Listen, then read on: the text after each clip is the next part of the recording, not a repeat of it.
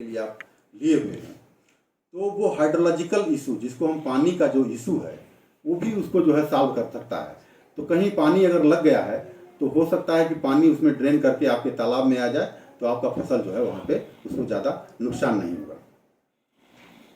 चौथा है इसमें रिचार्ज सिस्टम। पानी को रिचार्ज करने के लिए हमारे विश्वविद्यालय से तकनीकी निकाली गई है, उसको अभी किसी न किसी लेक्चर में आपको बताया जाएगा कि रिचार्ज पानी जो भरा रहता है वो रिचार्ज हो जाता है। उसका सर डॉक्टर कुंडू साहब जो सबसे स्टोरी है आपके यहाँ की, तो वो थोड़ा इन लोगों को बताने की ज़रूरत है। रिचार्ज हाँ आप बता दीजिएगा।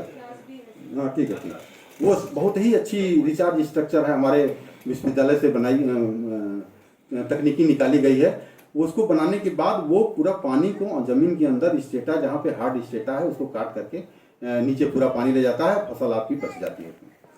साथियों, रिसाइकलिंग ऑफ वाटर, क्योंकि अभी आप हाइड्रोलॉजिकल इशू की हम बात कर रहे थे, जो पानी हमारा तालाब में जाएगा उसको लाइफ सेविंग इरिगेशन के रूप में उसी फसल में आप उपयोग में ला सकते हैं। चौथा है फर्टिगेशन। अगर माइक्रो इरिगेशन लघु सिंचाई योजना में लगाते हैं तो फर्टिलाइजर, कम से कम फर्टिलाइजर में ज़्यादा से ज़्यादा आप पैदावार पा सकते हैं। और एक जीरो टिल का भी सिस्टम है।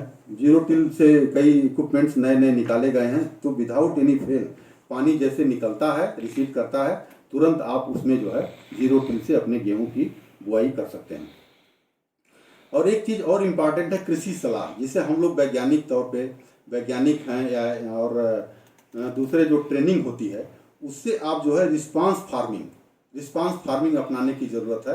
क्योंकि बिना, जैसे आपने अभी सर ने बताया कि बुद्धि, बल बीज बटुआ बुद्धि, तो बुद्धि जो टेक्निकल पार्ट है, जो साइंटिफिक पार्ट है, उसको भी ज़्यादा से ज़्यादा आपको डिसेमिनेट करने की ज़रूरत है वैज्ञानिक लोगों से लेकर के। जैविक कार्बन का जो संचय है वो भी बहुत इम्पॉर्टेंट है।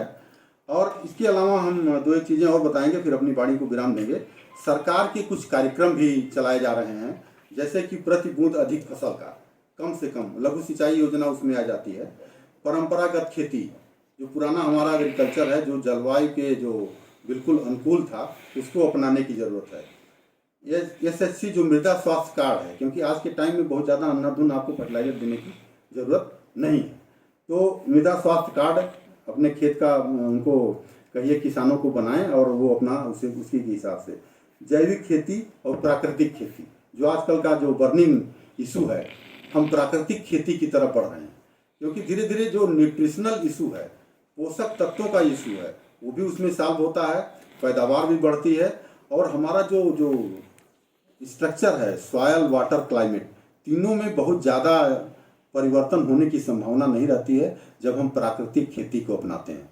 तो साथियों, इन्हीं शब्दों के साथ मैं पुनः मैं आप सभी लोगों को शुभकामनाएं देता हूं, और आपका 5 दिन का प्रशिक्षण कार्यक्रम बहुत ही ज्ञानवर्धक हो। बहुत बहुत धन्यवाद।